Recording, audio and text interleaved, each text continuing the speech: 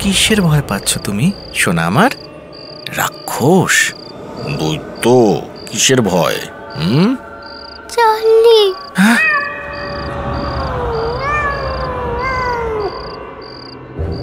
বাংলা সাহিত্যের রোমাঞ্চকর কিছু গল্প দিয়ে সাজানো আমাদের এই বিশেষ নিবেদন সানডে সাসপেন্স। আজ আপনার জন্য রণদীপ নন্দীর লেখা গল্প চার্লি। রণদীপ নন্দী জন্ম 1992 সালের 26শে ফেব্রুয়ারি বর্ধমানের কালনায়। বর্তমানে চাকরি সূত্রে বহরমপুরে কর্মরত।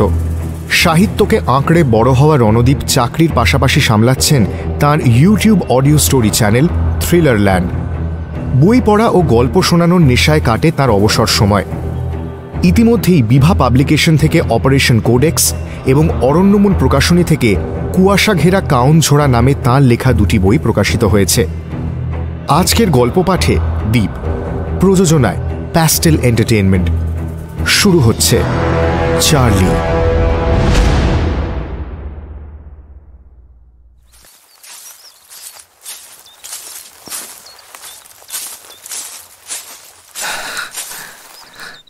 বাপরে, কি জঙ্গল ওই দিকে! হ্যাঁ, আচ্ছা, ওদিকে সাপখোপ আছে নাকি? সে জানি না, তবে ওদিকে কেউ যায় না। যায় না? না। কেন? প্রশ্ন করলেন প্রবীরবাবু। স্থানীয় ছেলেটা প্রবীরবাবুর এই প্রশ্নের কোনো উত্তর দিল না। গভীর মনোযোগের সঙ্গে হাতের সরু ডালটা দিয়ে মাটিতে আঁকি বুঁকি কাটতে লাগল। মুখের আদলে এখানকার ছাপ স্পষ্ট। প্রবীরবাবুর গলাটা এবার একটু অধৈর্য শোনালো। আরে বল, কেন যায় না? তা তো ঠিক জানি না সাহেব, বোধহয় ওই চার্লির কবর আছে বলে। স্থানীয় ছেলেটির মুখে কবরের কথা শুনে থমকে গেলেন প্রবীরবাবু। সে কি, তার নতুন ভাড়া নেওয়া বাড়ির চৌহদ্দির ভিতরে কবর আছে সেটা তো তিনি জানতেন না। যে দালালের সূত্রে তিনি এই বাড়িখানার খোঁজ পেয়েছেন সেও তো কিছু জানালো না। তার গিন্নি ভীতু মানুষ। এমনিতেই এই পাহাড়ি শহরের একদম শেষ প্রান্তে এই জরাজীর্ণ বাংলো বাড়িটা ভাড়া নেওয়ার সময় তিনি যার পর নাই আপত্তি তুলেছিলেন। কিন্তু প্রবীরবাবু একরকম জেদ করেই বাড়িটা ভাড়া নেন।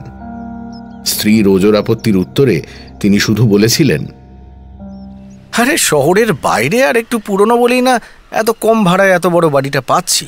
আরে একটু ঝাড়পোঁছ করে নিলেই তো আবার ওই বাড়িটা খোলতাই হয়ে যাবে।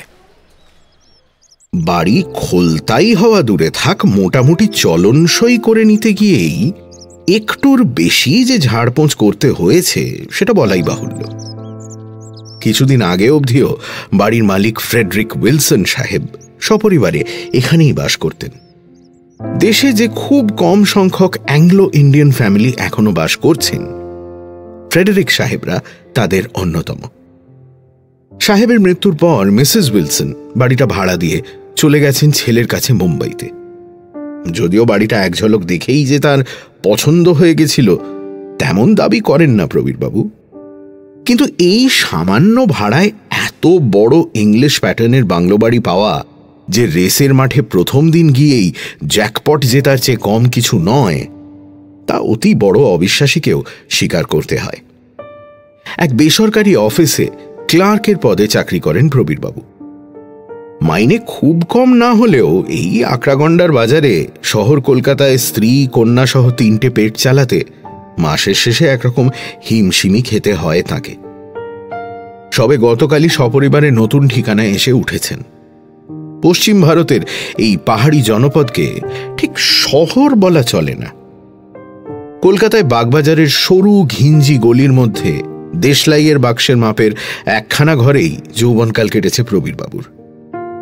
বাড়িটা বেশ বড় হলেও যৌথ পরিবারে সাকুল্যে ওই একখানা ঘরই বরাদ্দ ছিল তার জন্য। মেয়ে বড় হচ্ছে, তাই সেই ঘর বদলে একটা বেশ বড় সড়ো 2 কামরার ফ্ল্যাট বাড়ি কি নিদেন পক্ষে একখানা বড় বাড়ির পুরো একটা তলা ভাড়া নেওয়ার জন্য অনেকদিন থেকেই তদবির করছিলেন গিন্নি। এতদিন সে কথা শুনেও না শোনার ভান করে সন্তর্পণে সেই প্রসঙ্গ এড়িয়ে চলছিলেন প্রবীরবাবু। কলকাতার মতো জায়গায় সংসারের ঝক্কি সামলে অত বেশি ভাড়ার বাড়ি নেওয়া তার পক্ষে কার্যত অসম্ভবই বলা চলে। তাই যখন এই পাহাড়ি মফস্বলে তার কোম্পানির নতুন অফিস খোলার পর এখানে বদলি হওয়ার চিঠিটা পেলেন, তখন মনে মনে তিনি কিঞ্চিত উৎফুল্লই হলেন। মফস্বল এলাকা, খরচা কমে যাবে অনেকটাই। তার উপর দূরে ট্রান্সফার হওয়ার কারণে বেতনও বেড়ে গেছে বেশ খানিকটা।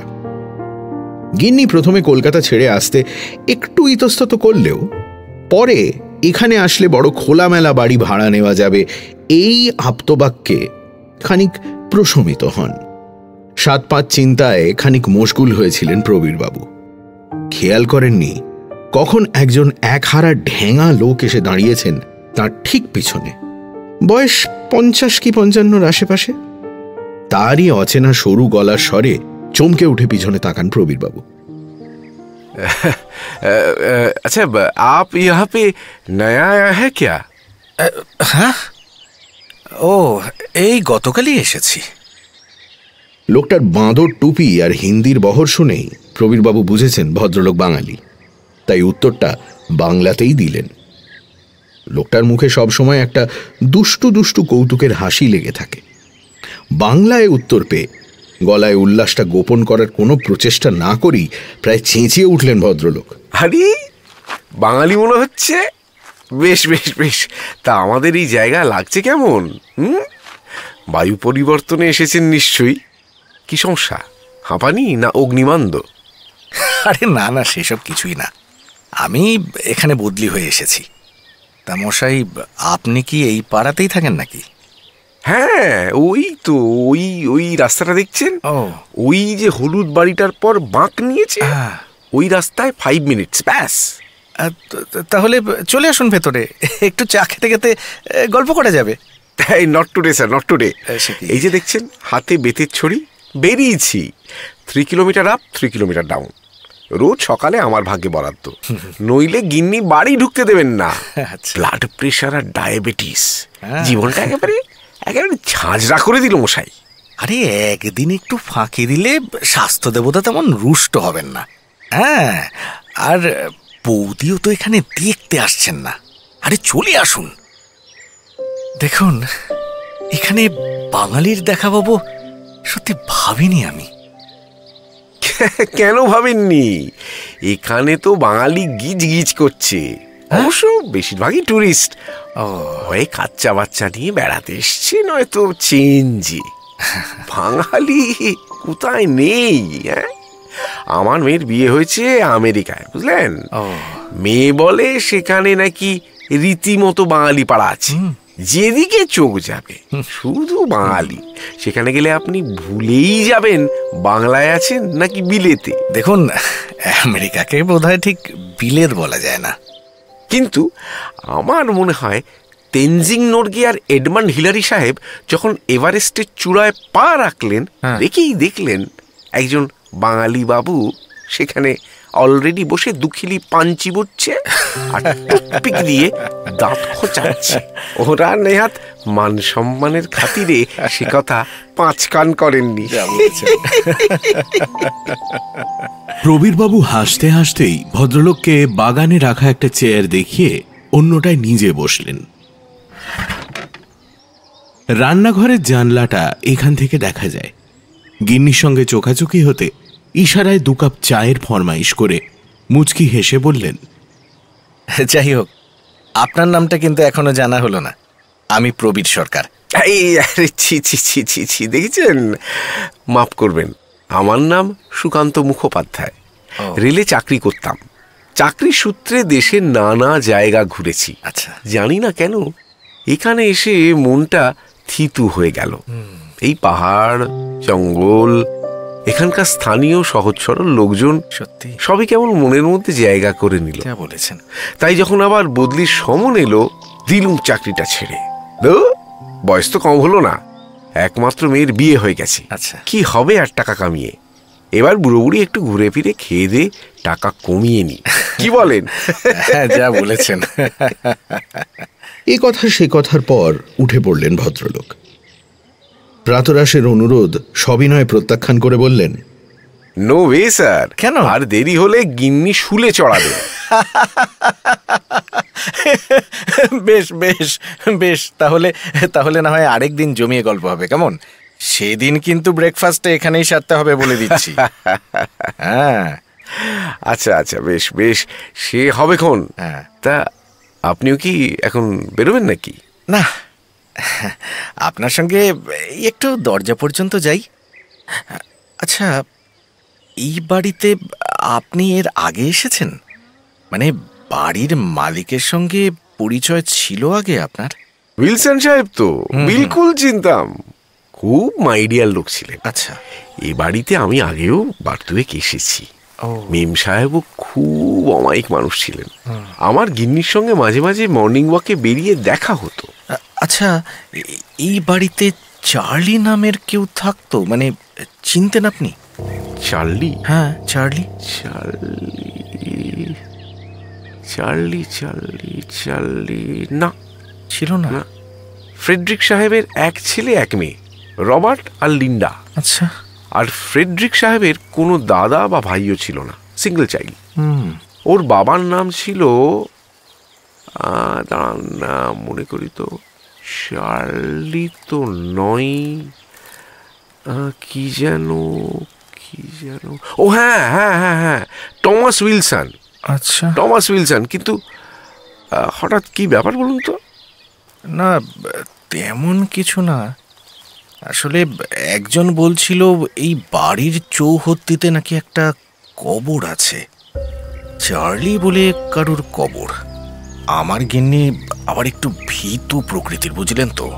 আরে না না না, এই পরিবারে চার্লি নামের কেউ থাকলে আমি জানতাম। আচ্ছা। আমার কি মনে হয় জানেন? কি কি? কথাটা শেষ না করেই যেন চিন্তায় ডুবে যান সুকান্তবাবু। প্রবীরবাবুর গলায় এবার অধৈর্য স্পষ্ট। আরে কি কি মনে হয় আপনার? আমার মনে হয় আপনি যেটাকে মানুষের কবর বলে ভুল করছেন, হ্যাঁ, সেটা আসলে ওদের পোষা বিড়ালের কবর। বিড়াল? ওদের একটা কালো রঙের পোষা বিড়াল ছিল। আচ্ছা। নামটা আমার মনে নেই বটে, তবে আপনার কথা শুনে আমার মাথায় স্ট্রাইক করলো, চার্লি নিশ্চয়ই ওদের সেই পোষা বিড়ালখানার নাম। আচ্ছা। বিড়ালটা মারা গেলে হয়তো ওরা বাগানেই কবর দিয়েছিল। ও। এতক্ষণে ব্যাপারটা পরিষ্কার হতে একটু হাঁপ ছেড়ে বাঁচলেন প্রবীরবাবু। একটা অজানা অস্বস্তি গলার মধ্যে দানা বেঁধেছিল। সুকান্তবাবু নিজের বাড়িতে চা পানের নিমন্ত্রণ জানিয়ে বিদায় নিলেন।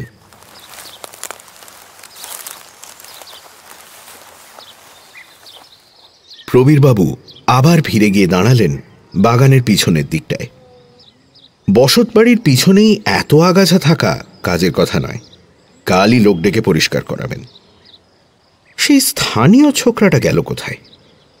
ও নিশ্চয়ই ঠিকই লোকের সন্ধান দিতে পারবে। 7-5 ভাবতে ভাবতে বাড়ির ভিতরে ঢুকে গেলেন প্রবীরবাবু। এখন দেরি করলে বাজার সেরে ফিরতে বেলা গড়িয়ে যাবে। নতুন জায়গা, বাজার করতে বেরিয়ে একটু চারিদিকটা ঘুরে দেখার ইচ্ছে আছে তাঁর। সকালের ঘটনায় মনের ভিতরে যে একটু খুঁতখুঁত অনুভূতি বাসা বেঁধেছিল, জায়গাটা ঘুরে দেখে সেসব বেমালুম মুছে গেল। ছোটখাটো ছিমছাম পাহাড়ি শহরতলি, দিব্যি পায়ে হেঁটেই আস্ত শহরখানা ঘুরে নেওয়া যায়। আর শহরের এই স্বল্প আয়তনের জন্যই হয়তো প্রায় প্রত্যেকেই প্রত্যেককে চেনেন। নমস্কার, আমার নাম প্রবীর। পোস্টমাস্টার সুরজবাবুর সঙ্গে আলাপ হলো। আরে কেমন আছেন? সদালাপী মানুষ। আলাপ হয়ে খুব ভালো লাগলো। কলকাতায় তার কোন রিশতেদার থাকেন তার জন্মের ঠিকুজি অবধি শুনিয়ে ছাড়লেন প্রবীরবাবুকে। এ কথা সে কথার পর চার্লির কথাটা পারলেন তিনি। সুরজবাবু বললেন, না, ওই নামে তো কোনো ফ্যামিলি মেম্বার ওই বাড়িতে ছিল বলে শুনিনি কখনো।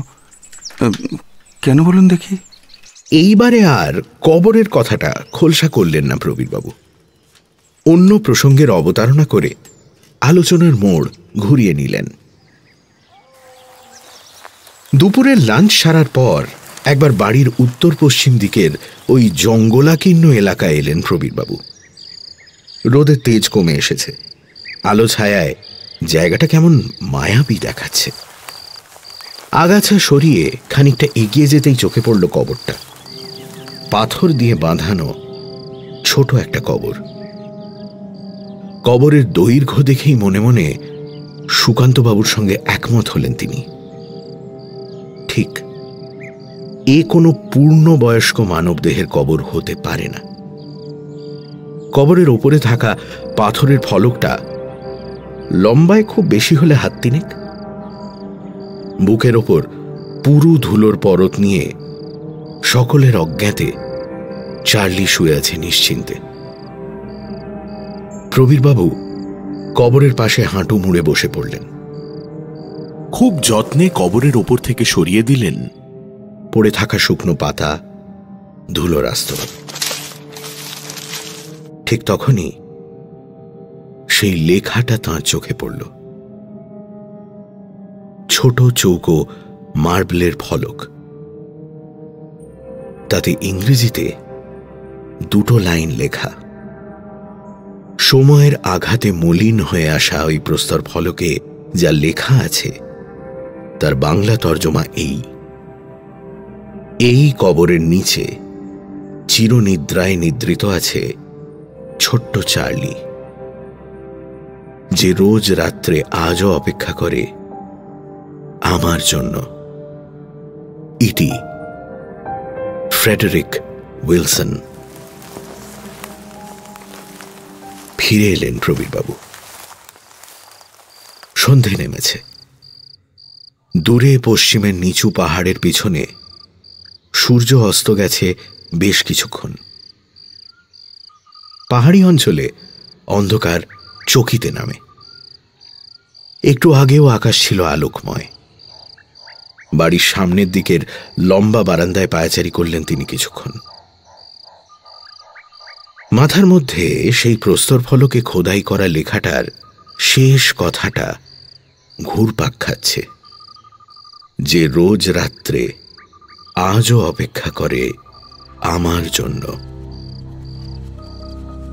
নিজের অজান্তেই শিউরে উঠলেন প্রবীরবাবু। এই অজানা জনবিরল শহরের শেষ প্রান্তে অশরীরীর মতো দাঁড়িয়ে থাকা এই বিশাল অট্টালিকার কোনায় কোনায় ঘন কালির মতো মিশমিশে অন্ধকার লুকোচুরি খেলছে আপন খেয়ালে। সেই অন্ধকারে বুক চিরে কি একজোড়া উজ্জ্বল জ্বলন্ত চোখ নিষ্পলকে তাঁর দিকেই তাকিয়ে আছে। উফ, কি সব ভাবছেন তিনি। ক্লান্তভাবে হাই ব্যাক ইজি চেয়ারটায় গা এলিয়ে বসে পড়লেন তিনি।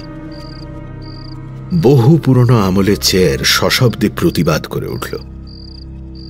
এসব আসবাব তার নিজের নয়, সবই ফ্রেডেরিক সাহেবের। এই ইজি চেয়ার, মজবুত মাহাগনি কাঠের নকশা করা খাট, লম্বা ডাইনিং টেবিল, সবই। সেদিন কি একটা প্রয়োজনে টেবিলটা একটু সরানোর দরকার হয়েছিল। বাপ রে, গলদঘর্ম হয়ে পড়েছিলেন প্রবীরবাবু।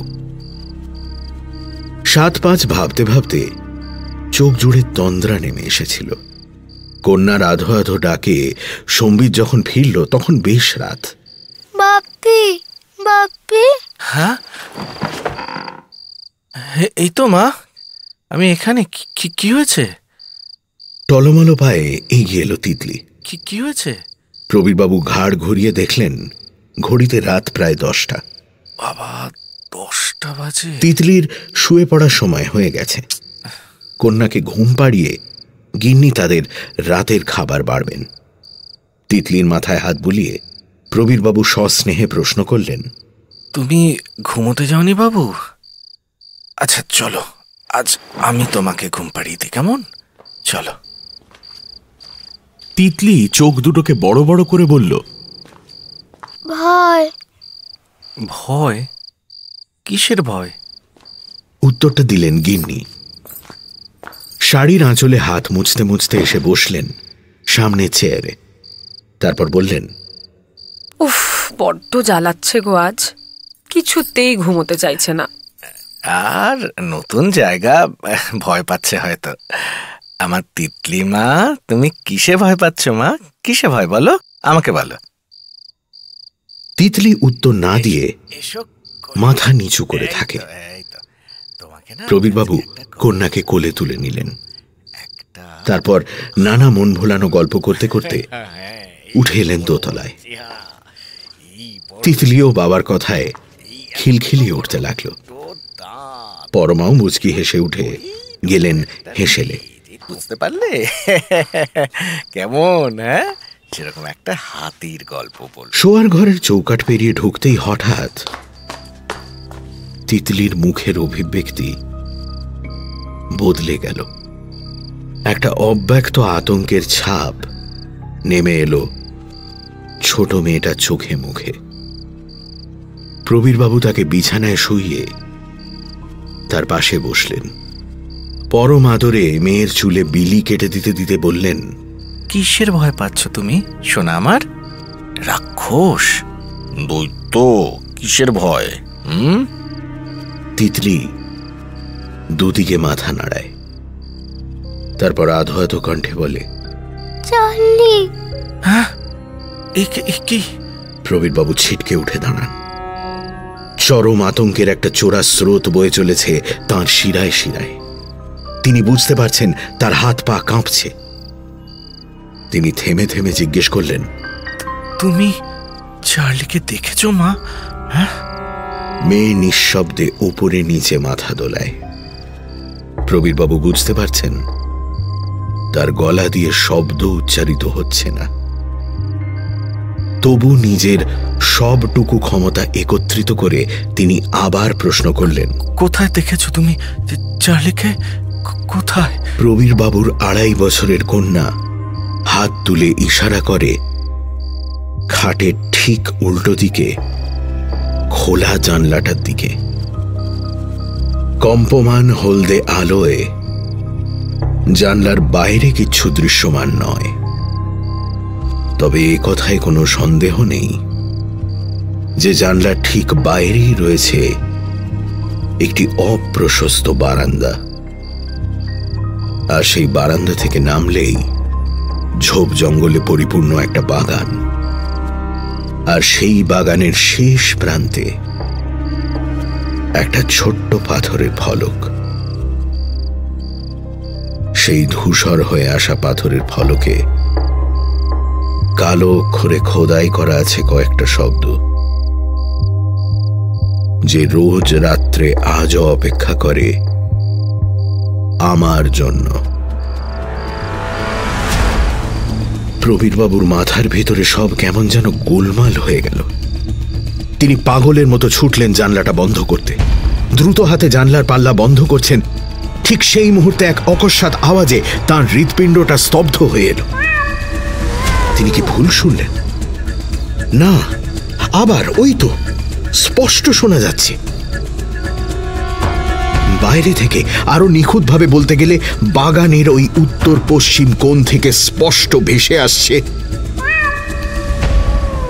একটা বিড়ালের ডাক। কিন্তু সেই ডাককে কোনোভাবেই স্বাভাবিক বলা চলে না। যেন একটা প্রাণী প্রবল আকাঙ্ক্ষা বুকে করে কাতর কণ্ঠে খুঁজে চলেছে কাউকে। একটানা নয়, থেমে থেমে ব্যাকুল আরতি মেশানো কণ্ঠে সেই ডাক এই উইলসন সাহেবের বাংলো বাড়ির আনাচে কানাচে ধাক্কা খেয়ে প্রতিধ্বনিত হয়ে প্রবীরবাবুর কাছেই ফিরে আসছে বারবার।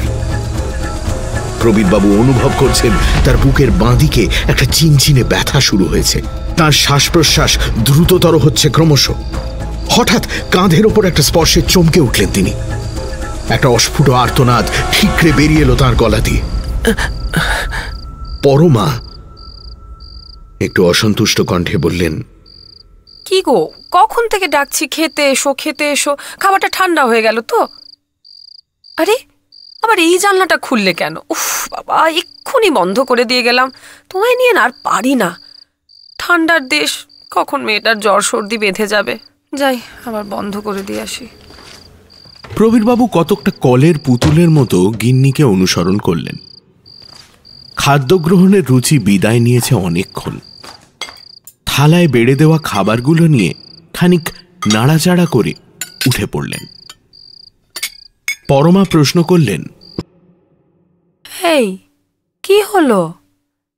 আরে কিছুই তো খেলে না দেখি। এই তোমার তোমার চোখ মুখও তো শুকনো দেখাচ্ছে। হ্যাঁ গো, তোমার শরীর খারাপ লাগছে নাকি? না, ঠিক আছে শরীর। কোথাও একটা ভারী গলদ থেকে গেছে। প্রবীরবাবুর অবচেতন মন বলছে কিছু একটা হিসেব মিলছে না, অথচ অসঙ্গতিটা যে কি সেটাই বুঝতে পারছেন না তিনি।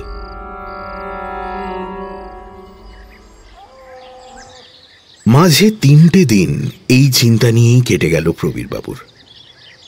একদিন প্রাতঃভ্রমণে বেরিয়ে প্রবীরবাবুর চোখ মুখের বেহাল দশা দেখে সুকান্তবাবু নিজেই তার বাগানে চা খেতে বসেন। চায়ের কাপে চুমুক দিয়ে সুকান্তবাবু বললেন,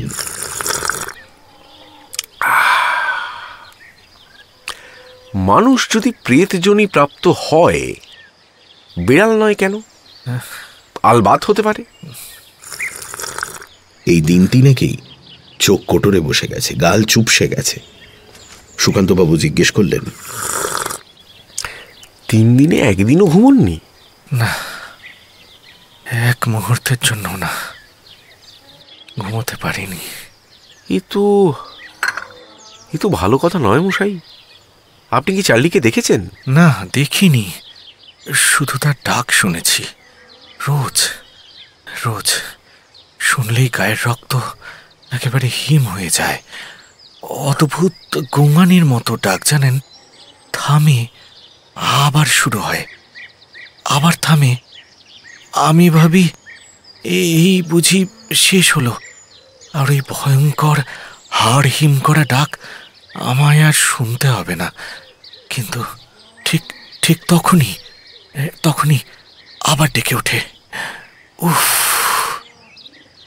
আমি বোধহয় পাগল হয়ে যাব সুকান্তবাবু, আমি পাগল হয়ে যাব।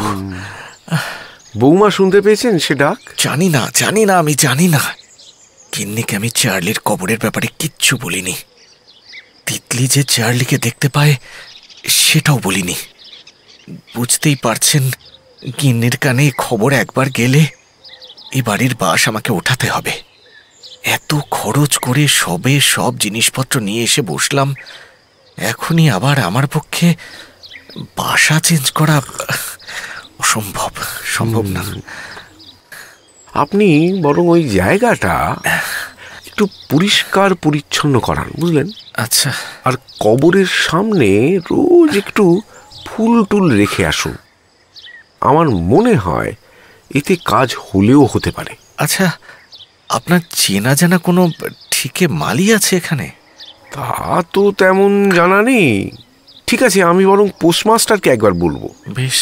বহু বছর এখানে আছেন উনি, নিশ্চয়ই জানাশোনা রয়েছে। যাই হোক, আজ উঠবেন? দেরি হয়ে যাচ্ছে মশাই। হ্যাঁ, ঠিক আছে, চলুন। দুহাত বুকের কাছে জড়ো করে নমস্কার করলেন প্রবীরবাবু। প্রতি নমস্কার জানিয়ে চেয়ার ছেড়ে উঠে পড়লেন সুকান্ত মুখোপাধ্যায়। মাঝে এরপর আরো দিন 3 কেটে গেছে। সেদিন রাত তখন প্রায় শেষ। বাইরে ফ্যাকাশে আকাশের গায়ে কমলা আলোর আবছা পরশ লাগবে কিছু পরেই। প্রবীরবাবুর আজকাল রাতে ঘুম আসে না। মাথার কাছে জানলাটা বন্ধ। প্রবীরবাবু উঠে গিয়ে জানলার কাছে দাঁড়ালেন। ঘষা কাঁচের ওপারে পাহাড়ি জঙ্গল কেমন যেন মায়াময় দেখাচ্ছে। দূরে কোথাও থেকে পাহাড়ি বাঁশির ক্ষীণ সুর ভেসে আসছে। কেন জানেন না, কতকটা মোহগ্রস্তের মতো জানলাটা খুলে দিলেন প্রবীরবাবু। এক ঝলক ঠান্ডা হাওয়া তাঁর সারা শরীরে একটা শিরশিরানি অনুভূতির চাদর মুড়ে দিল। বাইরে বাগান, ধূসর কুয়াশায় আবৃত। হঠাৎ সেই ঘন কুয়াশার মাঝে তার চোখে পড়ল সেই চোখ দুটো, গোল উজ্জ্বল সবুজ দুটো চোখ, আগুনের শিখায় তপ্ত পান্নার মতো ধিক ধিকে আঁচে জ্বলতে থাকা সেই দুটো চোখে এক অদ্ভুত সম্মোহনী দৃষ্টি। প্রবীরবাবু স্পষ্ট দেখতে পাচ্ছেন ওই দূরে কবরের পুরু পাথরটার উপর বসে আছে অবিশ্বাস্য রকমের বিশাল আকৃতির একটা বেড়াল।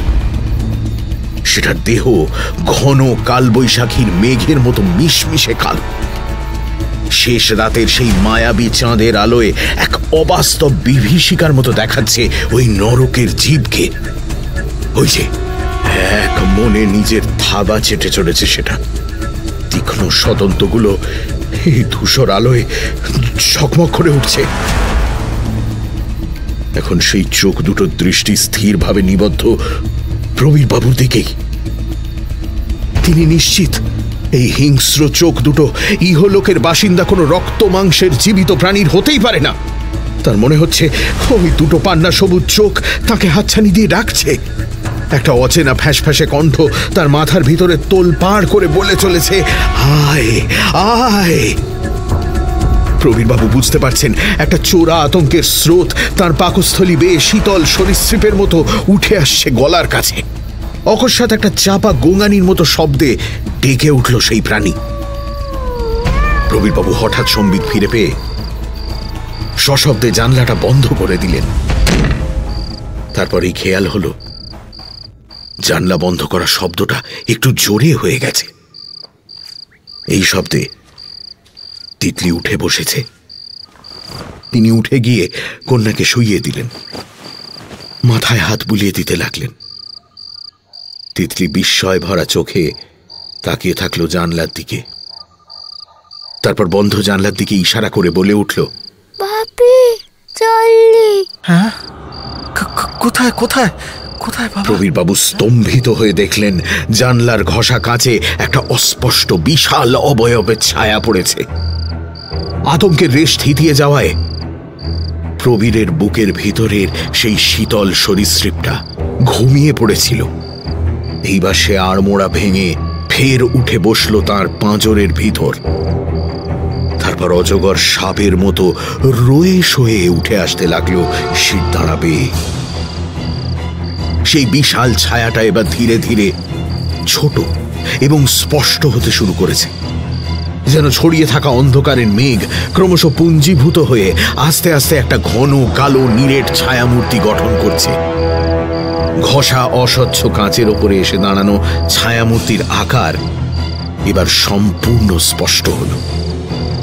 আর তৎক্ষণাৎ একটা স্বস্তি নিঃশ্বাস ফেলে প্রবীরবাবু বুঝলেন একজন অস্পষ্ট মানুষের ছায়া এসে পড়েছে জানলার কাঁচের পাল্লার ও প্রান্তে। মানুষ! হাঁপ ছেড়ে বাঁচলেন প্রবীরবাবু। তারপর উঠে গিয়ে খুলে দিলেন জানলাটা। খোলা জানলার ওপারে দাঁড়িয়ে আছে সেই প্রথম দিন দেখা স্থানীয় ছেলেটা। মাথা চুলকে ছেলেটা বলল, আপনি বাগান সাফ করার লোক খুঁজছেন সাহেব? হ্যাঁ, ও হ্যাঁ। খামোখা ভয় পেয়ে যাওয়ায় লজ্জা ঢাকতেই বোধ হয় একটু কড়া গলায় ধমকের সুরে জিজ্ঞেস করলেন প্রবীরবাবু, কিন্তু এরকম জানলায় এসে দাঁড়িয়েছিস কেন? দরজায় আসতে কি হয়েছিল? দরজা তো বন্ধ, কেউ তো সাড়া দিলে না, তাই এদিকে এলাম। বেশ, ঠিক আছে। কথাটা ভুল নয়। এত বড় বাড়ি, সদর দরজায় টোকা দিলে বা দরজার সামনে দাঁড়িয়ে ডাকাডাকি করলেও ভিতরে এই শোয়ার ঘর থেকে সেটা শোনা যায় না অনেক সময়। এদিকে বাড়ির মূল দরজায় কলিং বেল নেই। ইতিমধ্যেই একদিন বাজার করে এসে আধ ঘন্টা দাঁড়িয়ে দরজা ধাক্কাতে হয়েছে তাকে। না, এবার একজন ইলেকট্রিশিয়ান ডেকে একটা কলিং বেলের ব্যবস্থা করতেই হবে। প্রবীরবাবু জিজ্ঞেস করলেন, তোকে সুকান্ত বাবু পাঠিয়েছে? আকর্ণ হেসে মাথা দোলায় ছেলেটা। প্রবীরবাবু বলেন, ঠিক আছে, ওদিক দিয়ে ঘুরে আয়, দরজা খুলে দিচ্ছি, আয়। বয়স অল্প হলে কি হয়, অসম্ভব ক্ষিপ্রতায় কাজ করতে পারে ছেলেটা। ভোরের আলো ভালো করে ফোটার আগেই সে কাজ শেষ করে এসে সেলাম ঠুকল। পয়সা মেটাতে মেটাতে প্রবীরবাবু জিজ্ঞেস করলেন, আচ্ছা, চার্লিকে তুই দেখেছিলি? হ্যাঁ।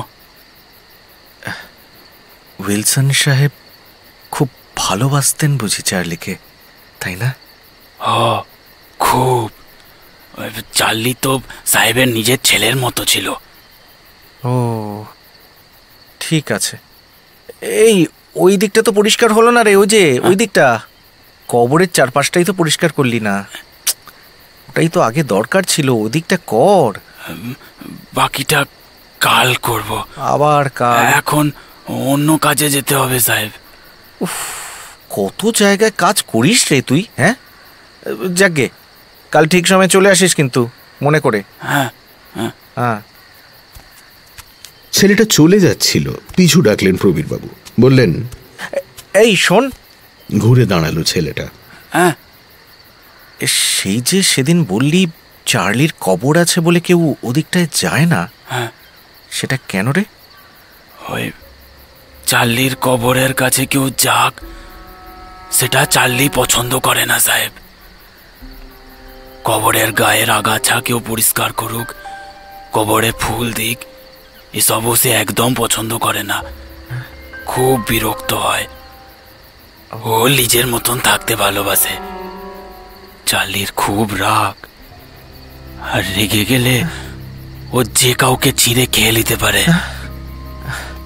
প্রবীরবাবু বাইরের বাগানের চেয়ারে বসেছিলেন। ছেলেটার কথা শুনে চমকে উঠলেন। নিজের অজান্তেই এগিয়ে এলেন চেয়ারের কিনারায়।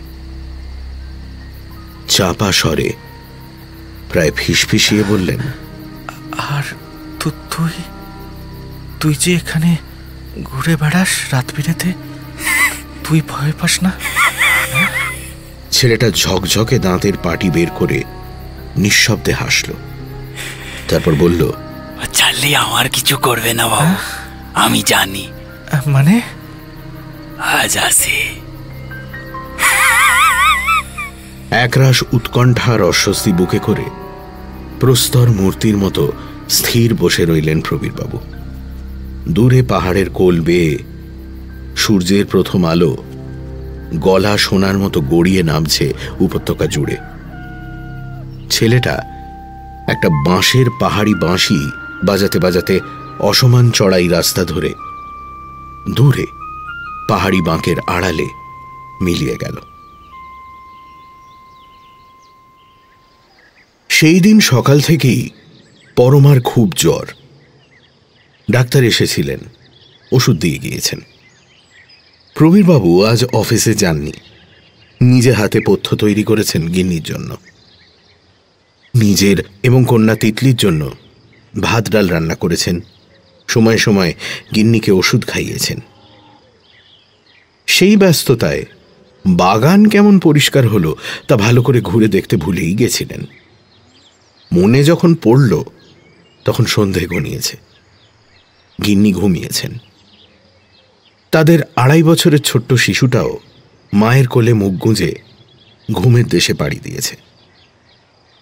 শরতের ভোরে ভেজা ঘাসের ওপর জড়ো হওয়া ফুটফুটে একগুচ্ছ শিউলি ফুলের মতো লাগছে তাকে।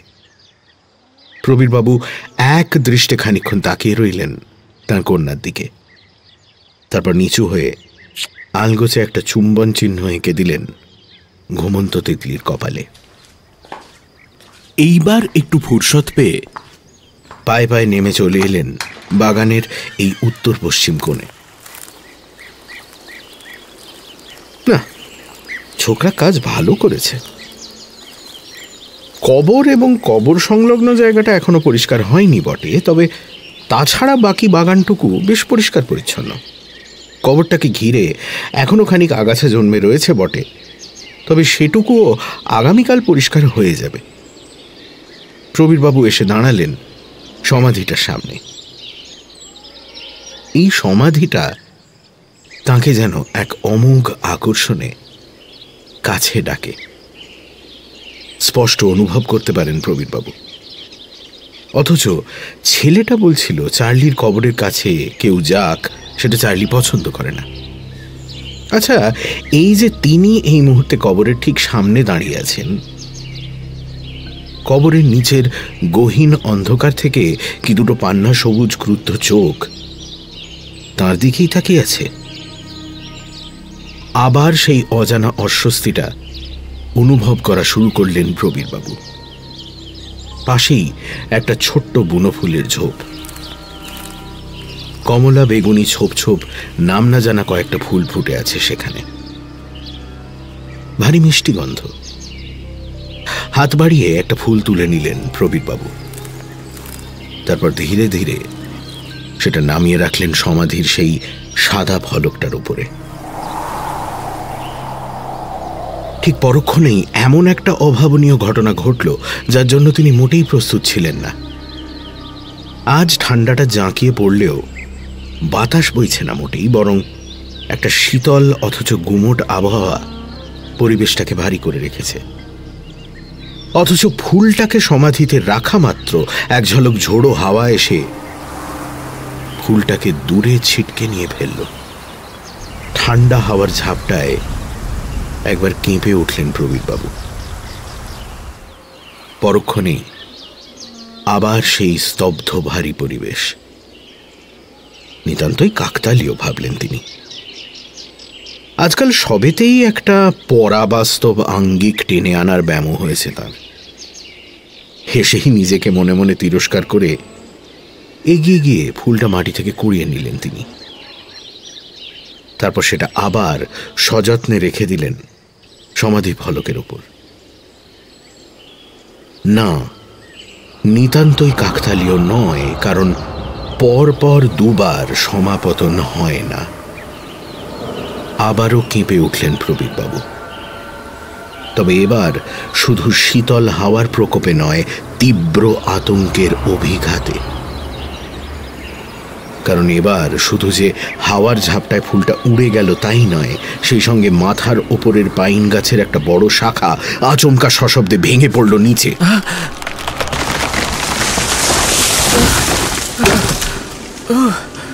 মুহূর্তের অসাবধানতা তার প্রাণ কেড়ে নিতে পারত আজ। শেষ মুহূর্তে শরীরটাকে ছিটকে সরিয়ে নিয়ে সে যাত্রা রক্ষা পেলেন প্রবীরবাবু। মুখ থেকে একটা চাপা চিৎকার বেরোতে গিয়েও গলার কাছে দলা পাকিয়ে গেল। আতঙ্কে এবং ঘটনার আকস্মিকতায় বাক রুদ্ধ হয়ে গেছেন তিনি।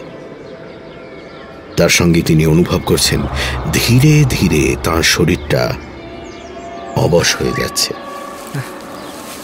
জ্ঞান হারাবার আগের মুহূর্তে নিজের শরীরটাকে টেনে হিঁচড়ে কোনো রকমে বাগানের কাঠের চেয়ারটা এনে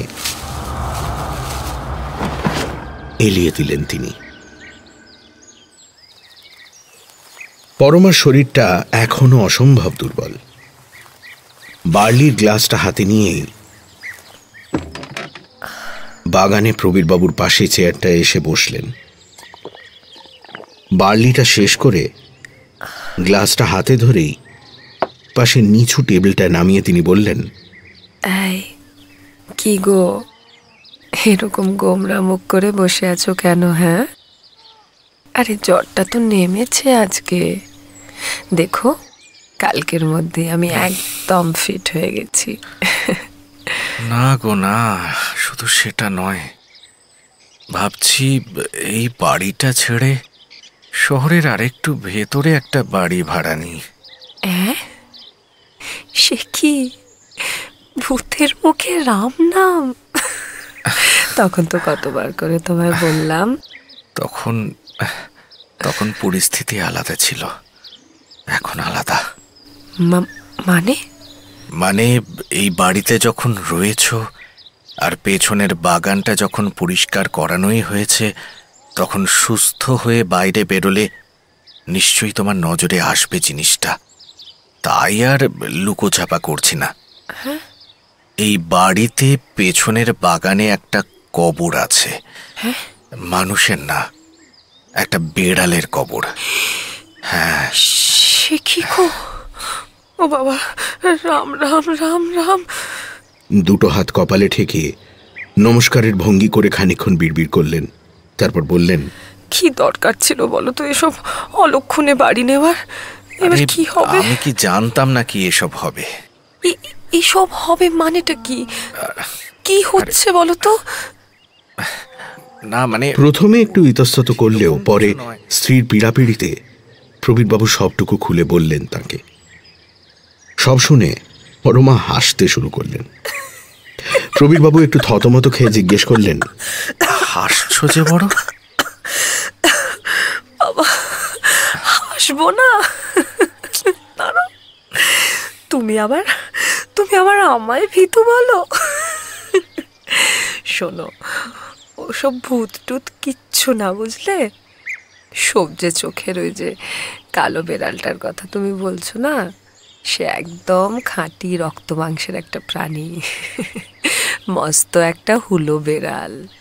রোজ দুপুরেই তো আসে আমাদের বাড়িতে ওই এঁটো কাঁটা খেতে। মানে আসলে দুপুরবেলা তুমি অফিসে থাকো তো, তাই ওকে দেখোনি কোনোদিন। আমি তো কতবার ওকে কোলে তুলে আদর করেছি।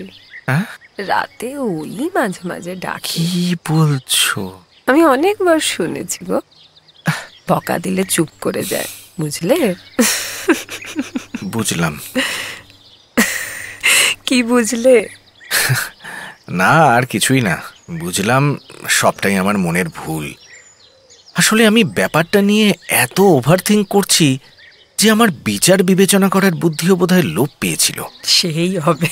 কালো বেড়ালটা যে চার্লির ভূত না হয়ে এমনি বেড়ালও হতে পারে, এই সহজ সম্ভাবনাটার কথাই আমার মাথায় আসেনি। সেই রাত্রে ঘুমটা গভীর হলো প্রবীরবাবুর, গভীর এবং নিরবিচ্ছিন্ন। যখন জানলায় টোকাটা পড়ল তখনও ভোর হয়নি। প্রবীরবাবু ঘুম চোখে ঘড়ির দিকে তাকিয়ে দেখলেন ঘড়িতে 3টে বাজে। জানলা খুলে দেখলেন সেই ছেলেটা হাসি মুখে চেয়ে আছে তাঁর দিকেই। প্রবীরবাবু হাই তুলতে তুলতে বললেন,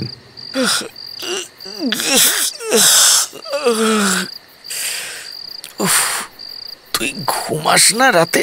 হ্যাঁ, এখনো ভোর হয়েছে কি হয়নি? দাঁড়া, দরজা খুলে দিচ্ছি, দাঁড়া। আজও কি কাজ করাবেন? প্রায় ফিসফিসিয়ে জিজ্ঞেস করে ছেলেটা। কেন করাবো না, সবটা পরিষ্কার করে দে। একেবারে আজ তোর যা টাকা হয় দিয়ে দেবো, বুঝলি? মাসে একদিন করে এসে একটু বাগানটা পরিষ্কার করে দিয়ে যাস তো বাবু, এরপর থেকে। হ্যাঁ, আর কাজ হয়ে গেলে চার্লির কবরের ওপর একটু ফুল ছড়িয়ে দিস তো। তোর কাকিমার শরীরটা ভালো নেই, আমি এই নিয়ে একটু ব্যস্ত আছি, বুঝলি তো। চার্লি কবরে ফুল ছড়ানো পছন্দ করে না সাহেব। আবার এক কথা, কেন রে? তোকে কানে কানে বলে গেছে বুঝি? হ্যাঁ, যা বললাম কর, নইলে ছেড়ে দে। আমি অফিস থেকে ফিরে এক সময় ফুল ছড়িয়ে আসবো। যা, তোকে করতে হবে না, যা। ছেলেটা উত্তর দেয় না, তবে সেখান থেকে যায়ও না। মাথা নিচু করে গোঁজ হয়ে দাঁড়িয়ে থাকে। প্রবীরবাবু বলেন, কি রে দাঁড়িয়ে রইলে যে বড়? আয়, সামনের দিকে ঘুরে আয়, দরজা খুলে দিচ্ছে, আয়। ওই কবরে ফুল দেওয়া চার্লি পছন্দ করে না সাহেব। ব্যাস, আবার শুরু হলো। চার্লি রেগে যায়, আর চার্লি রেগে গেলে যে কাউকে ছিঁড়ে খেয়ে নিতে পারে, তাই তো? বাপরে বাপ। আয়, সামনের দিকে আয়, দেরি করিস না। যত সব। ছেলেটা এবার আর কথা বাড়ায় না। নিঃশব্দে মূল ফটক দিয়ে ঢুকে এসে বাগান পরিষ্কার করার কাজে লেগে পড়ে। প্রবীরবাবু বাগানে চেয়ারে বসে তদারক করছিলেন। একটু পরে চোখে তন্দ্রা নেমে এলো। হুঁশ ফিরল সুকান্তবাবুর ডাকে। ও মশাই, আরে ও মশাই, এখনো ভালো করে ভোর হলো না? এখনই বাগানে বসে ঘুমোচ্ছেন নাকি? প্রবীরবাবু ধর্মর করে উঠে বসে দেখলেন প্রৌঢ় সামনে দাঁড়িয়ে মিটিমিটি হাসছেন। তার পাশে দাঁড়িয়ে একজন মধ্যবয়স্ক মজুর শ্রেণীর লোক, সুকান্তবাবু বললেন, আর বলবেন না মশাই, আমেরিকা থেকে মেয়ে জামাই এসেছে, তাদের সঙ্গে করেই গেছিলাম মুম্বাইতে, আমার বোনের বাড়ি। তাই আপনার ওই বাগানের জন্য মালি জোগাড় করার কথা মাথা থেকে বেরিয়েই গেছিল। যাই হোক, একটা নিউজ আছে। মুম্বাইতে গেলামই যখন, ভাবলাম ফ্রেডরিক সাহেবের ছেলের সঙ্গে দেখা করে খানিক খোঁজ খবর নিয়ে নি ওই কবরটার ব্যাপারে। তা গিয়ে সব শুনে আমি তো তাজ্জব। আরে মশাই, ওটা কোনো বেড়াল কুকুরের কবর নয়। তাহলে ফ্রেডরিক সাহেবের বাড়িতে যে মালি কাজ করত তার নাম ছিল মাইকেল। নাম শুনে ভাববেন না এও অ্যাংলো ইন্ডিয়ান। মাইকেল ছিল লোকাল পাহাড়ি উপজাতির লোক, ওই কনভার্টেড খ্রিস্টান আর কি। তা যাই হোক, প্রায় 3 পুরুষ ধরে ওরা এই বাড়িতে কাজ করেছে। তা সেই মাইকেল হঠাৎ অল্প বয়সে ওর ছেলে চার্লিকে ফেলে দুর্ঘটনায় মারা যায়। চার্লি সেই থেকে এই বাড়িতেই থাকতো। ফ্রেডরিক সাহেবের নয়নের মণি ছিল সেই ছেলেটি। একদিন হঠাৎ এই বাগানে খেলতে খেলতে বড় একটা গাছের ডাল ভেঙে পড়ে চার্লির মৃত্যু হয়। তারপর ফ্রেডরিক সাহেব, আরে আরে আরে আপনি কোথায় উঠলেন? কথাই তো শেষ হলো না। আরে আরে ও মশাই, ও মশাই শুনুন। ততক্ষণে ঊর্ধ্বশ্বাসে বাড়ির ভিতরে ছুটে এসেছেন প্রবীরবাবু। কাল রাতে তার এ কথা মনেই হয়নি যে এই বাড়িতে তিনি ছাড়া আর কেউ চার্লির নাম জানত না। তাহলে ছোট্ট তিতলি চার্লির নাম কি করে জানল? তাছাড়া সেই যে প্রথম থেকেই একটা অজানা অস্বস্তি, কিসের যেন একটা খটকা তার অবচেতন মনে ঘুরপাক খাচ্ছিল, সেই যে কিছুতেই তিনি বুঝতে পারছিলেন না যে অসঙ্গতিটা ঠিক কোথায়, এখন হঠাৎই এক লহমায় তার সামনে সবকিছু জলের মতো পরিষ্কার হয়ে গেল। মৃত বেড়ালের আত্মা নিজের মুখে ছোট্ট তিতলিকে তার নাম জানাতে পারবে না, কিন্তু মৃত মানুষের আত্মার পক্ষে তা অসম্ভব নয়। নিজের অজান্তেই ততক্ষণে তিনি ছুটে এসেছেন তাদের বেডরুমের সামনে। ঘষা কাঁচের জানলার ফাঁক গলে সূর্যরশ্মি এখনো ঘরে প্রবেশ করেনি। প্রায় অন্ধকার ঘরে কিছুমাত্র দৃশ্যমান নয়। কাঁপা কাঁপা হাতে ঘরের আলোটা জ্বালানোর সঙ্গে সঙ্গে তার চোখ পড়ল নরম বিছানায় পরম নিশ্চিন্তে ঘুমন্ত দুজন মানুষের ওপর। পরমা গভীর মমত্বে জড়িয়ে রেখেছে কন্যা তিতলিকে। একটা স্বস্তির নিঃশ্বাস ফেললেন প্রবীরবাবু, এবং ঠিক সেই মুহূর্তেই কে যেন নরম অপরিণত গলায় পেছন থেকে বলে উঠল, চার্লির কবরে আর কখনো ফুল দিবেন নাই সাহেব, কবরের চারপাশের গাছও কাটবেন নাই, তাইলে কিন্তু চার্লি রেগে যাবে, আর চার্লি রেগে গেলে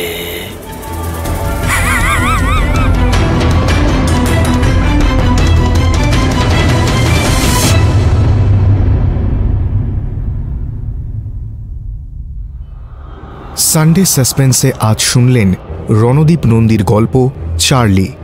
প্রবীরবাবুর চরিত্রে সোমক রায়, সুকান্তবাবু সৌভিক গুহ সরকার, পরমা মধুবন্তী মিত্র, স্থানীয় ছেলে আকাশ পাত্র, পোস্টমাস্টার সুদীপ্ত ঘোষ এবং তিতলি হিয়াদর্শী সাহা।